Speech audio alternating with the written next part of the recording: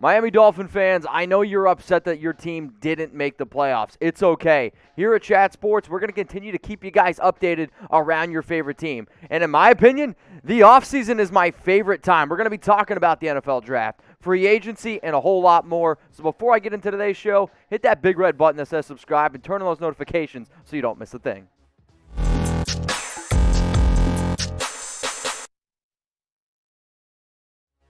Overreaction Monday coming at you. Mitchell Renz here from Chat Sports. And after a 56-26 loss against the Buffalo Bills, the reason why we started doing overreaction shows is basically because of the game that y'all just had to watch this past week. Even though it was an absolute thrubbing, and I think a lot of people were hoping for a much different outcome, the biggest reason why these shows are the way they are is because people overreact after a loss like that. We're going to talk about the top headlines, but I'm also going to say this. You see the breaks?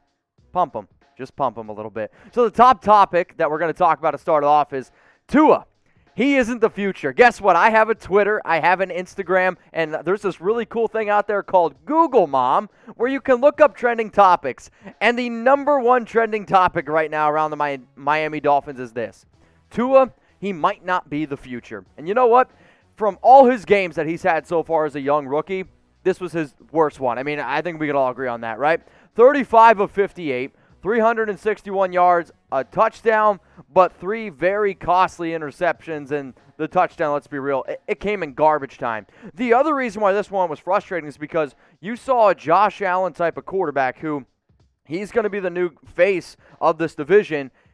And the Bills seem to be leaps and bounds ahead of Miami. But if I would have told y'all at the beginning of the season that Tua was going to come out, he would have started 3-0 as a rookie. There's going to have their ups and their downs, but 11 touchdowns, 5 interceptions, I don't really think it's all that bad. The other reason, though, that a lot of people are starting to climb on Tua is because y'all remember this quote back on November 17th after Tua started off 3-0. I expected it to be a lot harder, not that it's not hard. That's what she said, throw it in the comments. But also, for the simple fact of he's a young rookie guy, and he's talking about how the NFL is going to be easy. Not really. He just, when he was asked, like, oh, I thought it was going to be more difficult. And, I mean, I don't really blame him. He answered the question perfectly. Just people, I do think, twisted up what he was trying to say a little bit. But bottom line is this. We made this channel because we want to be able to talk about difficult topics. And if you don't like these topics about Tua, guess what? We might not be the channel for you, but I want you all to consider Chat Sports like family, where sometimes you need to have these difficult situations and you need to have these difficult talks. So, do you believe in Tua long term? I want you to type Y for yes or type N for no. I'm going to make this the pinned comment on today's video, so scroll on down in the comments and let me know. Tua is a rookie. But you know what? You saw the high side of Tua at times where you're like, okay, he was drafted number 5 overall. That was for the reason. Like, go back to the Rams game. He might not have put up electric numbers, but he was great. What about the second half of the Bengals? Again, you saw that he could turn it on when he wanted to, but then you also saw some downfalls. Week 16 against the Raiders, didn't play well. This past week against the Bills, didn't play well. You have to remember one thing. He is a rookie. There's a lot of rookie quarterbacks that struggled. There's been a lot of guys that second year, Kyle Murray, Lamar Jackson, they've had heck of bounce backs. Even a guy like Josh Allen. Think about how much he's improved in 3 years. Now, today's show presented by BetUS. And even though that the season is over, like, y'all can still bet on NFL games. Just like $125 for free was good yesterday, it's good today, and it's going to be good every single day of the entire year. And if you want to go ahead and bet on the NFL playoffs, seriously, take advantage of the deal we got going on. Chatsports.com/bet. Promo code Dolphins125 gets you 125% deposit bonus. So for me, I am betting on all 6 wild card games this upcoming week. And if you want to know what my bets are, I got you covered. So first, you got Seattle against the Rams. That one's at Saturday, 4:40 p.m. Eastern Time. Washington against Tampa Bay, and then the New Orleans Saints going up against the Chicago Bears. So here are my bets on BetUS. I actually think the Rams are going to cover because they are 4.5-point underdogs against Seattle. Anytime I see that, I just think those NFC West games, they're a lot closer. Washington against Tampa Bay, take the under. Just take the under. It's going to be a defensive struggle. 46.5 points. And Saints against the Bears. I think that they're going to cover their 10-point spread. I have no confidence in Chicago. New Orleans has been playing better of late. I will make this note, though. If Alvin Kamara plays, then I'm covering the spread. If Alvin Kamara is out, Take the Bears to cover. I'm just going to throw that one out there right now. Now let's look at the AFC, shall we? You got Buffalo, Indy, Tennessee, Baltimore, Pitt, and Cleveland. Out of all those games, the one that I'm most excited to watch is the Buffalo Bills, and that's where I'm going to start it off here. However, I do have the Bills winning this game, but I have the Colts covering because I don't think that they're going to lose by 7.5 points. Yes, Buffalo has lost their last five playoff games. They're going to win this one. Titans, they're going to cover. 3.5-point underdogs at home. Was pretty surprised. Is Baltimore playing great football? Yes. But I don't think that Titans lose by 3.5. And then the Browns cover the 4.5 spread. Pittsburgh's been struggling. I know we just saw the Browns 24-22 victory over Pittsburgh this past week. But again, I am going to go with the Browns covering. And if you don't like my picks, yell at me. But again, remember, go make your bets at chatsports.com/bet. Promo code Dolphins125. All right, the next topic here. Do the Miami Dolphins have the number 3 overall pick? Yes, they do, and I just want to be able to bring it up because this is going to be one of the top trending topics that not only we talk about here at Chat Sports, but that everyone's going to talk about. And how did they get it? They got it via Houston. So, Houston, y'all got a lot of problems going on, and I appreciate the fact that you were able to help out Miami and get a number 3 pick here. But how about this?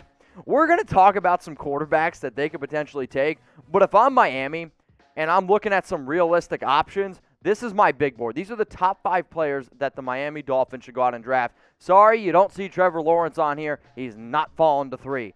Penei Sewell, offensive tackle of Oregon. It's like clearly number 1, and then he's probably 1B and maybe even 1C. Justin Fields, he's going to be brought up. If you don't have confidence in Tua, he's the number 2 quarterback on my board. Jamar Chase, wide receiver out of LSU.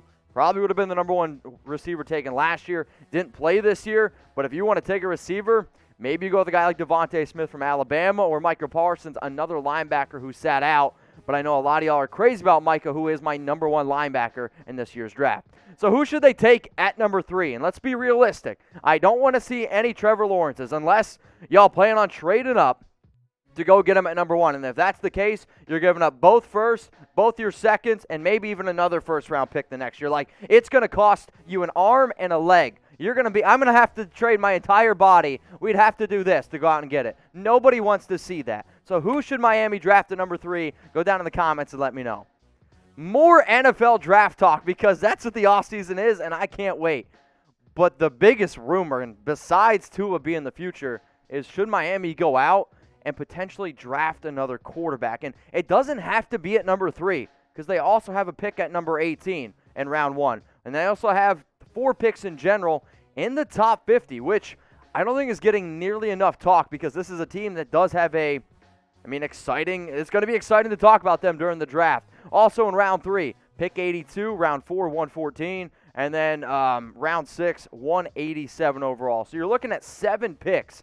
And if you are the Miami Dolphins and you're trying to replace Tua, I think the only way that you end up doing that is if you try to draft one of these top 5 guys. You got Trevor Lawrence. Sorry, ain't going to happen. Then you're looking at Justin Fields, Zach Wilson, Trey Lance, Mac Jones. I anticipate at least 4, potentially 5 quarterbacks going in round 1. My idea behind this, though, is this. Justin Fields to Mac Jones in that 4. You're going to have to take potentially one of those 4 guys between picks 3 to 36. So if you want to take it with pick 3, sure, go for it. I personally wouldn't do it. If you're going to go for 18, the guys there in that range, I think is probably going to be Trey Lance and Mac Jones. At pick 36, maybe Trey Lance and Mac Jones fall to you. And that's maybe only Mac. So bottom line is if you're trying to replace Tua, maybe the draft isn't the place to do it. Maybe you go out. Maybe you go into free agency because you know your defense is ready. You got all these other pieces, and you saw the offense click under a guy like Ryan Fitzpatrick. So maybe you don't go in the draft. Maybe go in free agency, but I'll tell you whether or not they should stick with Tua in just a little bit. So should Miami draft the quarterback? Type D for draft or type P for pass. And if you made it this far in the video, hey, I appreciate you. I know a lot of people were upset that we talked about Tua last week. But guess what? We are going to have those difficult conversations because that's how you get better as a YouTube channel. That's how you get better as a society. That's how you get better as a football team. So D for draft or P for pass. I'm going to stick with Tua. It's simple. It was 1 year. 1 year. So you stick with them. You can see that you can work with him. He definitely has a lot of tools, and he's got a lot of talent. But you don't draft a quarterback in the top 5 to then just move on from him the next year. He played like a rookie at times. Guess what? That's simply going to happen. But you know what? There's a times where I would see Tua play, and I'd be like, maybe, just maybe, it wasn't actually Tua. So this is another conversation. Should Miami go out and hire a new offensive coordinator? I know Chan Gailey with Ryan Fitzpatrick, I actually thought looked pretty good. And I've said multiple times on this show that Ryan Fitzpatrick was the better quarterback for Miami this year. But how about this question? Because it's not about this year anymore. It's about 2021. Should Miami hire a new OC? I want you to type 1 for yes, or go down in the comments, type 2 for no. If you do type your 1 for yes, be an overachiever and let me know who you're thinking about. Can you do that for me? I sure hope so.